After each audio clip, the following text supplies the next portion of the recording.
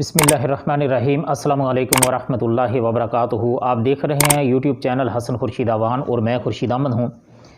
آئیے قرآن پڑھیں کے سلسلے میں، جیسا کہ آپ سبھی بھائی جانتے ہیں کہ ہمارا اس چینل پہ سیرت کے سچے موتی کے بعد اب سے دوسرا سلسلہ ہے آئیے قرآن پڑھیں کے سلسلے میں ہماری ویڈیوز بنتی ہیں، جس میں ہم قرآن پاک کا ایک یا دو رکوع ترجمے اور تفسیر کے ساتھ پڑھتے ہیں۔ تو ہماری آج کا جو سبق ہے یہ ہے سورۃ مائدہ کی آیت نمبر 1 سے آیت نمبر 11 تک کا۔ رب اشرح لی صدری ویسر لی امری واحلل عقدۃ من لسانی یفقہوا قولی رب زدنی علما رب زدنی علما رب زدنی علما۔ اعوذ باللہ من الشیطان الرجیم، بسم اللہ الرحمن الرحیم۔ یا ایہا الذین آمنوا اوفوا بالعقود احلت لکم بہیمات الانعام الا ما یتلی علیکم غیر محل الصید وانتم حرم ان اللہ یحکم ما یرید۔ اے ایمان والو، عہد و پیمان پورے کرو، تمہارے لیے مویشی چوپائے حلال کیے گئے ہیں بجز ان کے جن کے نام پڑھ کر سنا دیے جائیں گے، یعنی کہ ان جانوروں کے علاوہ جن کے نام قرآن پاک میں باقاعدہ طور پر پڑھ کر سنا دیے جائیں گے، مگر حالت احرام میں شکار کو حلال جاننے والے نہ بڑھنا، یقیناً اللہ تعالیٰ جو چاہے حکم کرتا ہے۔ اس آیت مبارکہ کی تفسیر ہے، عقود یعنی عقد کی جمع ہے جس کے معنی گرہ لگانے کے ہیں۔ اس کا استعمال کسی چیز میں گرہ لگانے کے لیے بھی ہوتا ہے اور پختہ عہد و پیمان کرنے کے پر بھی۔ یہاں اس سے مراد احکام الہی جن کا اللہ تعالیٰ نے انسانوں کو عاقل و بالغ ٹھہرایا ہے اور عہد و پیمان کرنے پر معاملات بھی کیے ہیں جو انسان آپس میں کرتے ہیں، دونوں کا ایفا ضروری ہے، یعنی دونوں کی وفا کرنا ضروری ہے۔ بہیمات کا مطلب ہے چوپائے، چار ٹانگوں والے۔ بہیمہ کس کو کہتے ہیں عربی میں؟ چار ٹانگوں والے جانوروں کو یعنی چار ٹانگوں والے جانور کو یہ بہیمہ کہا جاتا ہے۔ اس کا مادہ بہم ابہام ہے۔ یہ بات کا کہنا ہے کہ ان کی گفتگو اور عقل و فہم میں چونکہ ابہام ہے اس لیے ان کو بہیمہ کہا جاتا ہے۔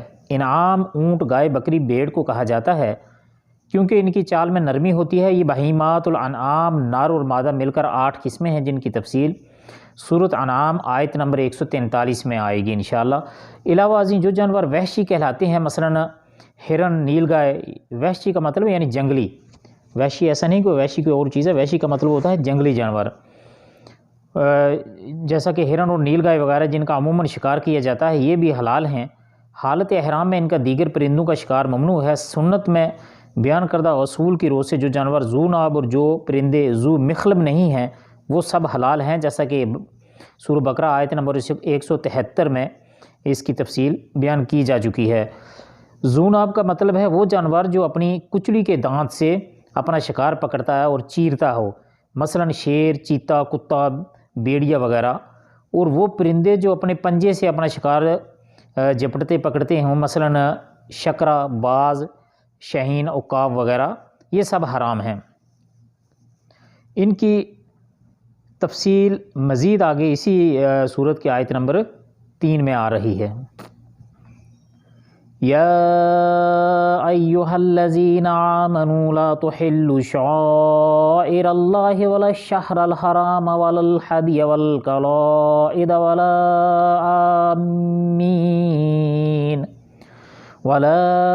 آمین البیت الحرام یبتغون فضلا من ربهم ورضوانا وَإِذَا حَلَلْتُمْ فَاصْطَادُوا وَلَا يَجْرِمَنَّكُمْ شَنَآنُ قَوْمٍ أَن صَدُّوكُمْ عَنِ الْمَسْجِدِ الْحَرَامِ أَن تَعْتَدُوا وَتَعَاوَنُوا عَلَى الْبِرِّ وَالتَّقْوَى وَلَا تَعَاوَنُوا عَلَى الْإِثْمِ وَالْعُدْوَانِ وَاتَّقُوا اللَّهَ إِنَّ اللَّهَ شَدِيدُ الْعِقَابِ۔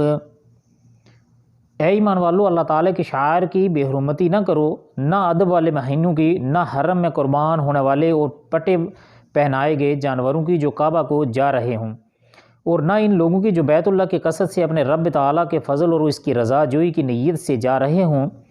ہاں، جب تم احرام اتار ڈالو تو شکار کھیل سکتے ہو، جن لوگوں نے تمہیں مسجد احرام سے روکا تھا ان کی دشمنی تمہیں اس بات پر آمادہ نہ کرے کہ تم حد سے گزر جاؤ۔ نیکی اور پرہیزگاری میں ایک دوسرے کی امداد کرتے رہو اور گناہ اور ظلم و زیادتی میں مدد نہ کرو، اور اللہ تعالیٰ سے ڈرتے رہو، بے شک اللہ تعالیٰ سخت سزا دینے والا ہے۔ شعار سے مراد شعیرہ کی جمع ہے، اس سے مراد حرمات اللہ ہیں جن کی تعظیم اور حرمت اللہ نے مقرر فرمائی ہے۔ حرمات کا مطلب کیا ہے؟ جن کی تعظیم اور تکریم کرنا اللہ سبحانہ تعالیٰ نے مقرر فرمائی ہے۔ بعد نے اسے عام رکھا ہے اور بعد کے نزدیک یہاں حج اور عمرے کے مناسک مراد ہیں، یعنی ان کی بے حرمتی اور بے توقیری نہ کرو۔ اسی طرح حج و عمرے کی ادائیگی میں کسی کے درمیان رکاوٹ مت بنو کہ یہ بے حرمتی ہے۔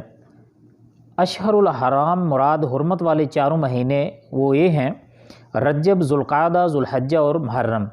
حرمت برقرار رکھو اور ان میں قتال مت کرو۔ بعد نے اسے صرف ایک مہینہ مراد یعنی ماہ ذوالحجہ حج کا مہینہ مراد لیا ہے۔ بعد نے اس حکم کو فقتلوا المشرکین حیث وجدتموہم سے منسوخ مانا ہے، مگر اس کی ضرورت نہیں، دونوں احکام اپنے اپنے دائرے میں ہیں جن میں تعارض نہیں ہے۔ ہدی کا مطلب ایسے جانور کو کہا جاتا ہے جو حاجی حرم میں قربان کرنے کے لیے ساتھ لے جاتے تھے اور گلے میں پٹا باندھتے تھے جو کہ نشانی کے طور پر ہوتا تھا۔ مزید تاکید ہے کہ ان جانوروں کسی سے چھینا جائے، نہ ان کے حرم تک پہنچنے میں کوئی رکاوٹ کھڑی کی جائے، یعنی حج عمرے کی نیت سے یا تجارت و کاروبار کی غرض سے حرم جانے والوں کو مت روکو اور نہ انہیں تنگ کرو۔ بعض مفسرین کے نزدیک یہ احکام اس وقت کے ہیں جب مسلمان اور مشرک اکٹھے حج عمرہ کرتے تھے، لیکن جب یہ آیت انما المشرکون نجس نازل ہوئی تو مشرکین کی حد تک یہ حکم منسوخ ہو گیا۔ بعد کے نزدیک یہ آیت محکم یعنی غیر منسوخ ہے اور یہ حکم مسلمانوں کے بارے میں ہے۔ یہاں مراد اباحت یعنی جواز بتلانے کے لیے ہے، یعنی جب تم احرام کھول دو تو شکار کرنا تمہارے لیے جائز ہے، یعنی گو تمہیں ان مشرکین نے 6 ہجری میں مسجد حرام میں جانے سے روک دیا تھا، لیکن تم ان کے روکے جانے کی وجہ سے روک دیا جانا تھا، لیکن تم ان کے روکنے کی وجہ سے ان کے ساتھ زیادتی والا رویہ مت کرنا۔ دشمن کے ساتھ بھی حلم رفو کا سبق دیا جا رہا ہے۔ یہاں پر کیا ہو رہا ہے؟ یعنی اللہ سبحانہ تعالیٰ دشمن کے ساتھ بھی عفو اور درگزر والا معاملہ کرنے کی بات کر رہے ہیں۔ یہ ایک نہایت اہم اصول بیان کر دیا گیا ہے کہ جو ایک مسلمان کے لیے قدم قدم پر رہنمائی مہیا کر سکتا ہے، کاش مسلمان اس اصول کو اپنا لیں۔ حرمت علیکم المیتۃ والدم ولحم الخنزیر وما اہل لغیر اللہ بہ والمنخنقات والموقوذات والمتردیات والناطحات وما اکل السبع الا ما ذکیتم وما ذبح علی النصب وان تستقسموا بالازلام ذالکم فسق الیوم یئس الذین کفروا من دینکم فلا تخشوہم واخشون الیوم اکملت لکم دینکم واتممت علیکم نعمتی وردیت لکم الاسلام دینا فمن اضطر فی مخمصۃ غیر متجانف لإثم فإن اللہ غفور رحیم۔ تم پر حرام کیا گیا مردار اور خون اور خنزیر کا گوشت اور جس پر اللہ کے سوا دوسرے کا نام پکارا گیا ہو، اور جو گلا گھٹنے سے مرا ہو، اور جو کسی ضرب سے مر گیا ہو، جو اونچی جگہ سے گر کر مرا ہو، جو کسی کے سینگ مارنے سے مرا ہو، اور جسے درندوں نے پھاڑ کھایا ہو لیکن اسے تم ذبح کر لو تو حرام نہیں ہے، اور جو آستانوں پر ذبح کیا گیا ہو، اور یہ بھی کہ قرع کے تیروں کے ذریعے فال گیری ہو، یہ سب بدترین گناہ ہے۔ آج کفار دین سے نا امید ہو گئے ہیں، خبردار ان سے نہ ڈرنا اور مجھ سے ڈرتے رہنا۔ آج میں نے تمہارے لیے دین کو کامل کر دیا اور تم پر اپنا نام بھرپور کر دیا اور تمہارے لیے اسلام کے دین ہونے پر رضامند ہو گیا۔ پس جو شخص شدت کی بھوک میں بے قرار ہو جائے بشرطے کہ کسی گناہ کی طرف اس کا میلان نہ ہو تو یقیناً اللہ تعالیٰ معاف کرنے والا ہے اور بہت بڑا مہربان ہے۔ اس آیت مبارکہ کی مختصراً تفسیر یہ ہے کہ یہاں سے ان محرمات کا ذکر شروع ہو رہا ہے جن کا حوالہ سورت کے آغاز میں دیا گیا ہے۔ آیت کا اتنا حصہ سورت بقرہ میں گزر چکا ہے، اس کے لیے آپ دیکھ سکتے ہیں سورت بقرہ کی آیت نمبر 173۔ گلا کوئی شخص گونٹ دے یا کسی چیز میں پھنس کر خود گلا گھٹ جائے، دونوں صورتوں میں مردہ جانور حرام ہے۔ کیونکہ حلال ہونے کے لیے یہ پہلی بات تو یہ ہے کہ تکبیر پڑھنا سب سے اہم ضروری ہے، اللہ کا نام لینا، اور نیت اس پہ خالص اللہ کے لیے ہے کو، اور وہ یہ ہے کہ بسم اللہ اللہ اکبر یہ کہنا ضروری ہے۔ کسی نے پتھر، لاٹھی یا کوئی اور چیز ماری جس سے وہ بغیر ذبح کیے مر گیا، زمانہ جاہلیت میں ایسے جانوروں کو کھا لیا جاتا تھا، شریعت نے منع کر دیا۔ بندوق کا شکار کیے ہوئے جانور کے بارے میں علماء کے درمیان اختلاف ہے۔ اس میں امام شکوانی نے ایک حدیث سے استدلال کرتے ہوئے بندوق کے شکار کو حلال قرار دیا ہے، فتح الکبیر، جیسا کہ اس کے حوالہ جات کے لیے آپ فتح القدیر دیکھ سکتے ہیں۔ یعنی اگر کوئی شخص بسم اللہ پڑھ کر گولی چلائے اور شکار ذبح سے پہلے ہی مر گیا تو اس کا کھانا اس قول کے مطابق حلال ہے، چاہے خود گرا ہو یا کسی نے پہاڑ وغیرہ سے دھکا دے کر گرایا ہو۔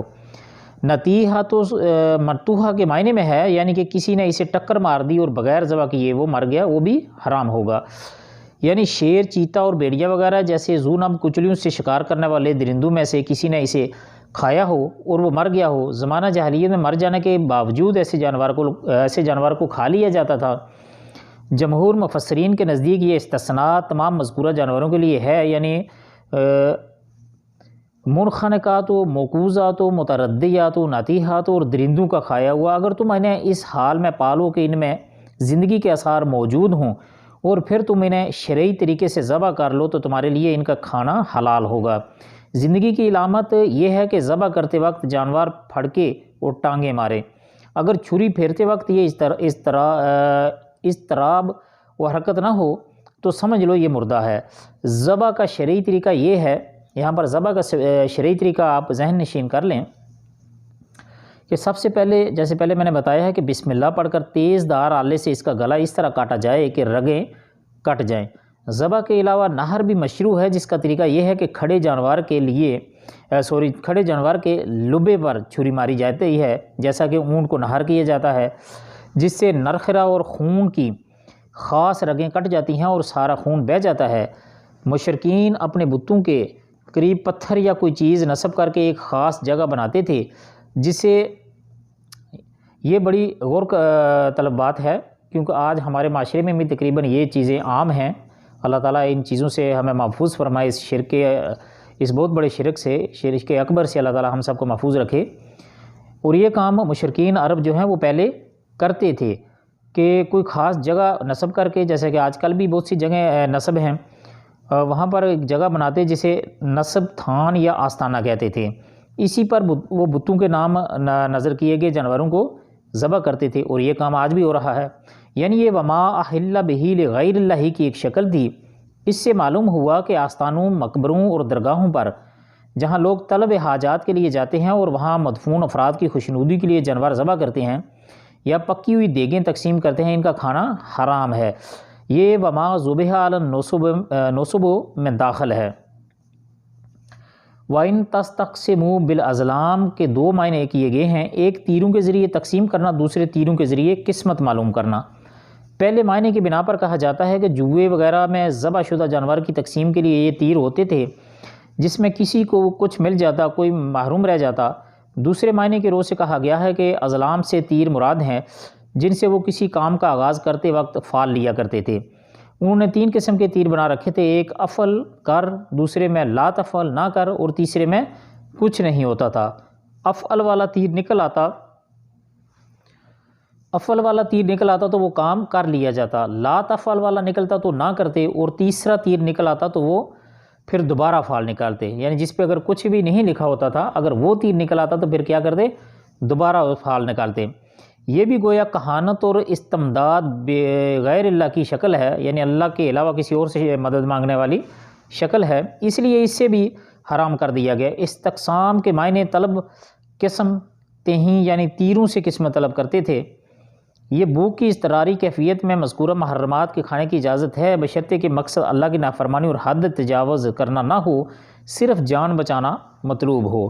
یعنی اگر کوئی شخص اتنا مجبور ہو گیا ہے کہ اس کو جان بچانے کے لیے اس کے علاوہ اور کوئی چیز میسر ہی نہیں اور اس کے علاوہ اور کوئی کسی قسم کا چارہ کار ہی نہیں، تو ایسی صورت میں وہ یہ چیزیں کھا سکتا ہے، اتنی حد تک کہ جس میں اللہ کی نافرمانی کا عنصر شامل نہ ہو، بلکہ اس کا ارادہ، نیت یہ ہو کہ چلیں اتنا کھا لیتا ہوں کہ میری جان بچ جائے۔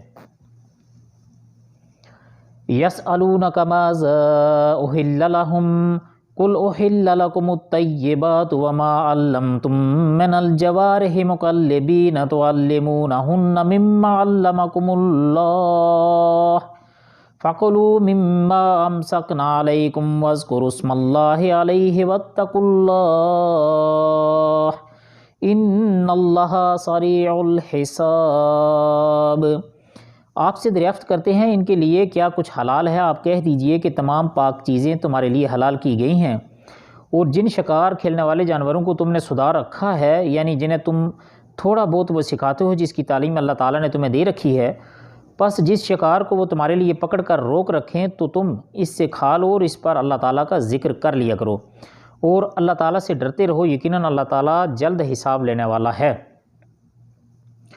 اس سے وہ تمام چیزیں مراد ہیں جو حلال ہیں، ہر حلال طیب ہے اور ہر حرام خبیث ہے۔ جوارے جارے کی جمع ہے جو کا سب کے معنی میں ہے، جو کس کے معنی میں ہے؟ کاسب کے معنی میں ہے۔ مراد شکاری کتا، کاسب کا مطلب کیا ہوتا ہے؟ کام کرنے والا، کمائی کرنے والا۔ مراد شکاری کتا، باز، چیتا، شکرا اور دیگر شکاری پرندے اور درندے ہیں۔ مقلبین کا مطلب ہے شکار پر چھوڑنے سے پہلے ان کو شکار کے لیے سدایا گیا ہو۔ سکھانے کا مطلب ہے جب اسے شکار پر چھوڑا جائے تو وہ دوڑتا ہوا جائے، جب روک دیا جائے تو رک جائے، اور بلایا جائے تو واپس آ جائے۔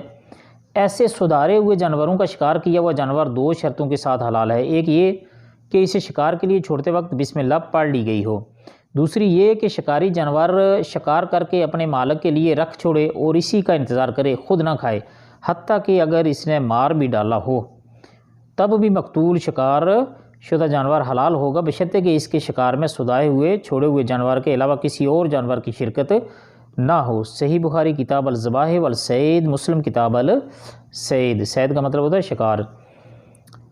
الیوم احل لکم الطیبات وطعام الذین اوتوا الکتاب حل لکم وطعامکم حل لهم والمحصنات من المؤمنات والمحصنات من الذین اوتوا الکتاب من قبلكم اذا آتیتموهن اجورهن محسنین غیر مسافحین ولا متخذی اخدان ومن یکفر بالایمان فقد حبط عمله وهو فی الآخرۃ من الخاسرین۔ کل 5 چیزیں آج تمہارے لیے حلال کی گئیں، اور اہل کتاب کا ذبیحہ تمہارے لیے حلال ہے، اور تمہارا ذبیحہ ان کے لیے حلال، اور پاک دامن مسلمان عورتیں اور جو لوگ تم سے پہلے کتاب دیے گئے ان کی پاک دامن عورتیں بھی حلال ہیں، جب کہ تم ان کے مہر ادا کرو، اس طرح کہ تم ان سے باقاعدہ نکاح کرو، یہ نہیں کہ اعلانیہ زنا کرو یا پوشیدہ بدکاری کرو۔ منکرین ایمان کے اعمال ضائع اور عقارت ہیں، اور آخرت میں وہ ہارنے والوں میں سے ہیں۔ اہل کتاب کا وہی ذبیحہ حلال ہوگا جس میں خون بہہ گیا ہو، یعنی ان کا مشینی ذبیحہ حلال نہیں، کیونکہ اس میں خون بہنے کی ایک بنیادی شرط مفقود ہے۔ اہل کتاب کی عورتوں کے ساتھ نکاح کی اجازت کے ساتھ ایک تو پاک دامنی کی قید ہے جو آج کل اکثر عورتوں میں عام ہے، دوسرے اس کے بعد فرمایا گیا جو ایمان کے ساتھ کفر کرے اس کے عمل برباد ہوگے۔ اس سے یہ تنبیہ مقصود ہے کہ اگر ایسی عورتوں سے نکاح کرنے میں ایمان کی ضیاع کا اندیشہ ہو، یعنی اگر کہ یہ خطرہ ہو کہ میں اس عورت کے ساتھ نکاح کر کے کہیں میرے ایمان ہی خطرے میں نہ پڑ جائے، تو پھر خسارے کا سودا ہوگا کہ پھر ایسی عورت کے ساتھ شادی کرنا نقصان کا سودا ہوگا۔ اور آج کل اہل کتاب کی عورتوں سے نکاح میں ایمان کو شدید خطرات لاحق ہوتے ہیں۔ محتاج کتنے اس کی تو یہ بات تو کوئی محتاج وضاحت ہی نہیں ہے، کیونکہ اکثریت لوگ جو ہیں وہ اہل کتاب کی عورتوں کے چکر میں پھنس کر اپنے ایمان ضائع کر چکے ہیں۔ حالانکہ ایمان کو بچانا فرض ہے، ایک جائز کے لیے فرض کو خطرے میں نہیں ڈالا جا سکتا، اس لیے اس کا جواز بھی اس وقت تک ناقابل عمل رہے گا جب تک دونوں مذکورہ چیزیں مفقود نہ ہو جائیں۔ علاوہ ازیں آج کل کے اہل کتاب ویسے بھی اپنے دین سے بالکل ہی بیگانہ بلکہ بیزار اور باغی ہیں، اس حالت میں کیا وہ واقعی اہل کتاب میں شمار بھی ہو سکتے ہیں؟ واللہ عالم۔ یا ایہا الذین آمنوا اذا قمتم الی الصلاۃ فاغسلوا وجوہکم وایدیکم الی المرافق وامسحوا برؤوسکم وارجلکم الی الکعبین وَإِن كُنتُمْ جُنُبًا فَطَهَّرُوا وَإِن كُنتُم مَّرْضَىٰ أَوْ عَلَىٰ سَفَرٍ أَوْ جَاءَ أَحَدٌ مِّنكُم مِّنَ الْغَائِطِ أَوْ لَمَسْتُمُ النِّسَاءَ فَلَمْ تَجِدُوا مَاءً فَتَيَمَّمُوا صَعِيدًا طَيِّبًا فَامْسَحُوا بِوُجُوهِكُمْ وَأَيْدِيَكُم مِّنْهُ مَا يُرِيدُ اللَّهُ لِيَجْعَلَ عَلَيْكُم مِّنْ حَرَجٍ وَلَٰكِن يُرِيدُ لِيُطَهِّرَكُمْ وَلِيُتِمَّ نِعْمَتَهُ عَلَيْكُمْ لَعَلَّكُمْ تَشْكُرُونَ۔ اے ایمان والو، جب تم نماز کے لیے اٹھو تو اپنے منہ کو اور اپنے ہاتھوں کو کونیوں سمیت دھو لو، اپنے سروں کو مسح کرو اور اپنے پاؤں کو ٹخنوں سمیت دھو لو، اور اگر تم جنابت کی حالت میں ہو تو غسل کر لو۔ ہاں، اگر تم بیمار ہو یا سفر کی حالت میں ہو یا تم سے کوئی حاجت ضروری فارغ ہو کر آیا ہو، یعنی حاجت ضروری سے فارغ ہو کر آیا ہو، یا تم عورتوں سے ملے ہو اور تمہیں پانی نہ ملے تو پاک مٹی سے تیمم کر لو، اسے اپنے چہروں پر اور ہاتھوں پر مل لو۔ اللہ تعالیٰ تم پر کسی قسم کی تنگی ڈالنا نہیں چاہتا، بلکہ اس کا ارادہ تمہیں پاک کرنے کا ہے اور تمہیں اپنی بھرپور نعمت دینے کا ہے تاکہ تم شکر ادا کرو۔ منہ دو یعنی ایک دو یا تین مرتبہ دونوں ہتھیلیاں دھونے، کلی کرنے، ناک میں پانی ڈال کر جھاڑنے کے بعد، جیسا کہ حدیث سے ثابت ہے، منہ دھونے کے بعد ہاتھوں کو کونیوں سمیت دھویا جائے۔ مسح پورے سر کا کیا جائے جیسا کہ حدیث سے ثابت ہے۔ اپنے ہاتھ آگے سے پیچھے گدی تک لے جائیں اور پھر وہاں سے آگے کو لائے جہاں سے شروع کیا تھا، اسی کے ساتھ کانوں کا مسح کر لیں۔ ارجلکم کا عطف وجوہکم پر ہے، یعنی اپنے پیر ٹخنوں تک دو، ٹخنوں سمیت دھونا چاہیے۔ جنابت سے مراد وہ ناپاکی ہے جو احتلام یا بیوی سے ہم بستری کرنے کی وجہ سے ہوتی ہے، اور اسی حکم میں حیض اور نفاس بھی داخل ہے۔ جب حیض اور نفاس کا خون بند ہو جائے تو پاکیزگی حاصل کرنے کے لیے طہارت یعنی غسل ضروری ہے، البتہ پانی نہ ملنے کی صورت میں تیمم کی اجازت ہے، جیسے کہ حدیث سے یہ بات ثابت ہے۔ اس کی مختصر تشریح اور تیمم کا طریقہ سورہ نساء کی آیت نمبر 23 میں پہلے گزر چکا ہے۔ صحیح بخاری میں اس کی شان نزول کی بابت آتا ہے کہ ایک سفر پر بیدا کے مقام پر حضرت عائشہ رضی اللہ عنہ کا ہار گم ہو گیا، جس کی وجہ سے وہاں پر رکنا یا رہنا پڑا۔ صبح کی نماز کے لیے لوگوں کے پاس پانی نہ تھا اور تلاش ہوئی تو پانی دستیاب بھی نہ ہوا۔ اس موقع پر یہ آیت نازل ہوئی جس میں تیمم کی اجازت دی گئی ہے۔ حضرت اسید بن حضیر رضی اللہ عنہ نے آیت سن کر کہا ہے، اے آل ابی بکر، تمہاری وجہ سے اللہ تعالیٰ نے لوگوں کے لیے برکتیں ہی برکتیں نازل فرمائی ہیں، یہ تمہاری کوئی پہلی برکت نہیں ہے، تم لوگوں کے لیے سراپا برکت ہو، یعنی تم لوگوں کے لیے تمہارا خاندان سر سے پاؤں تک برکت ہی برکت ہو۔ صحیح بخاری میں یہ حدیث شریف موجود ہے، اس لیے تیمم کی اجازت فرما دی ہے۔ اسی لیے حدیث میں وضو کرنے کے بعد دعا کرنے کی ترغیب ہے۔ دعاؤں کی کتابوں سے دعا یاد کر لیجئے۔ وَاذْكُرُوا نِعْمَتَ اللَّهِ عَلَيْكُمْ وَمِيثَاقَهُ الَّذِي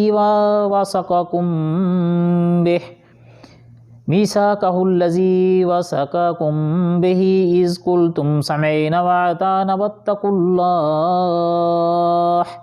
إِنَّ اللَّهَ عَلِيمٌ بِذَاتِ الصُّدُورِ۔ تم پر اللہ کی نعمتیں نازل ہوئی ہیں، انہیں یاد رکھو، اور اس عہد کو بھی جس کا تم سے معاہدہ ہوا ہے جب کہ تم نے سنا اور مانا، اور اللہ سے ڈرتے رہو، یقیناً اللہ تعالیٰ دلوں کی باتوں کو جاننے والا ہے۔ یا ایہا الذین آمنوا کونوا قوامین للہ شہداء بالقسط ولا یجرمنکم شنآن قوم علی الا تعدلوا اعدلوا هو اقرب للتقوی واتقوا اللہ ان اللہ خبیر بما تعملون۔ اے ایمان والو، تم اللہ کی خاطر حق پر قائم ہو جاؤ، راستی اور انصاف کے ساتھ گواہی دینے والے بن جاؤ۔ کسی قوم کی عداوت تمہیں خلاف عدل پر آمادہ نہ کر دے، عدل کیا کرو جو پرہیزگاری کے زیادہ قریب ہے، اور اللہ تعالیٰ سے ڈرتے رہو، یقین مانو کہ اللہ تعالیٰ تمہارے اعمال سے باخبر ہے۔ پہلے جملے یعنی یہ جو پہلا جملہ فرمایا، اس کی تشریح یعنی جو فرمایا اے ایمان والو تم اللہ کی خاطر حق پر قائم ہو جاؤ اور راستی اور انصاف کے ساتھ گواہی دینے والے بن جاؤ، اس کی تشریح سورہ نساء کی آیت نمبر 135 میں پہلے پچھلی ویڈیوز میں گزر چکی ہے، اور دوسرے جملے کی صورت المائدہ کے آغاز میں گزر چکی ہے، جیسے ابھی اسی ویڈیو کی جو آغاز میں ہم نے پڑھی ہے اس میں گزر چکی ہے۔ نبی کریم صلی اللہ علیہ وسلم کے نزدیک عادلانہ گواہی کی اہمیت ہے۔ اس کا اندازہ اس واقعہ سے ہوتا ہے جو حدیث میں آتا ہے، حضرت نعمان بن بشیر کہتے ہیں میرے باپ نے مجھے عطیہ دیا تو میری والدہ نے کہا اس عطیے پر آپ جب تک اللہ کے رسول کو گواہ نہیں بنائیں گے میں راضی نہیں ہوں گی۔ چنانچہ میرے والد ان کی خدمت میں آئے تو آپ صلی اللہ علیہ وسلم نے پوچھا کیا تم نے اپنی ساری اولاد کو اسی طرح کا عطیہ دیا ہے؟ انہوں نے نفی میں جواب دیا تو آپ نے فرمایا اللہ سے ڈرو اور اولاد کے درمیان انصاف کیا کرو، اور فرمایا کہ میں ظلم پر گواہ نہیں بن سکتا۔ یہ حدیث بھی بخاری شریف میں موجود ہے۔ وعد اللہ الذین آمنوا وعملوا الصالحات لہم مغفرۃ واجر عظیم۔ اللہ تعالیٰ کا وعدہ ہے جو ایمان لائیں اور نیک کام کریں ان کے لیے وسیع مغفرت اور بہت بڑا اجر و ثواب ہے۔ والذین کفروا وکذبوا بآیاتنا اولئک اصحاب الجحیم۔ جن لوگوں نے کفر کیا اور ہمارے احکام کو جھٹلایا وہ دوزخی ہیں۔ یا ایھا الذین آمنوا اذکروا نعمت اللہ علیکم اذ ہم قوم ان یبسطوا الیکم ایدیہم فکف ایدیہم عنکم واتقوا اللہ وعلی اللہ فلیتوکل المؤمنون۔ اے ایمان والو، اللہ تعالیٰ نے جو یہ احسان تم پر کیا ہے اسے یاد کرو۔ جب ایک قوم نے تم پر دست درازی کرنی چاہی تو اللہ تعالیٰ نے ان کے ہاتھوں کو تم تک پہنچنے سے روک دیا، اور اللہ تعالیٰ سے ڈرتے رہو اور مومنوں کو اللہ تعالیٰ ہی پر بھروسہ کرنا چاہیے۔ اس کی شان نزول میں مفسرین نے متعدد واقعات بیان کیے ہیں۔ مثلاً اس اعرابی کا واقعہ کہ رسول اللہ صلی اللہ علیہ وسلم ایک سفر سے واپسی پر ایک درخت کے سائے میں آرام فرما تھے، تلوار درخت سے لٹکی ہوئی تھی۔ اس اعرابی نے تلوار پکڑ کر آپ صلی اللہ علیہ وسلم پر سونت لی اور کہنے لگا اے محمد صلی اللہ علیہ وسلم آپ کو مجھ سے کون بچائے گا؟ آپ صلی اللہ علیہ وسلم نے بلا تعامل فرمایا اللہ یعنی اللہ بچائے گا۔ یہ کہنا تھا کہ تلوار ہاتھ سے گر گئی۔ بعد کہتے ہیں کعب بن اشرف اور اس کے ساتھیوں نے نبی کریم صلی اللہ علیہ وسلم اور آپ صلی اللہ علیہ وسلم کے اصحاب کے خلاف، جب کہ آپ صلی اللہ علیہ وسلم وہاں تشریف فرما تھے، دھوکہ اور فریب سے نقصان پہنچانے کی سازش تیار کی تھی، جس سے اللہ تعالیٰ نے آپ صلی اللہ علیہ وسلم کو بچایا۔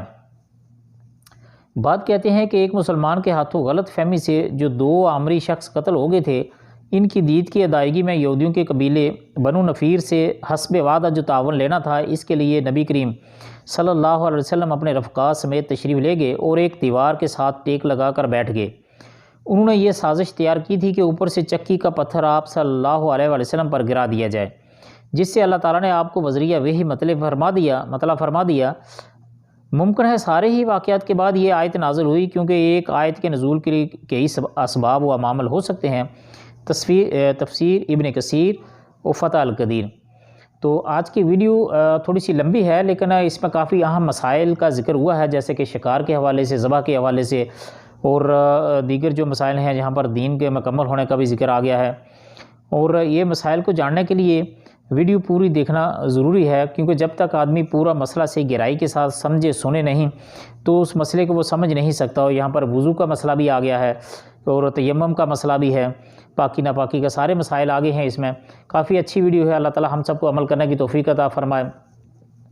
آپ سب کے قیمتی وقت کا بہت بہت شکریہ، اپنا خیال رکھیے گا، وہ ہمارے چینل کا بھی خیال رکھیے گا۔ اگر آپ پہلی بار اس چینل پر تشریف لائے ہیں تو ہماری چینل کو سبسکرائب کر لیجیے اور گھنٹی کے بٹن کو دبا کر آل پر ضرور کلک کر لیجیے گا، تاکہ ہر آنے والی ویڈیو اب تک بر وقت پہنچتی رہے۔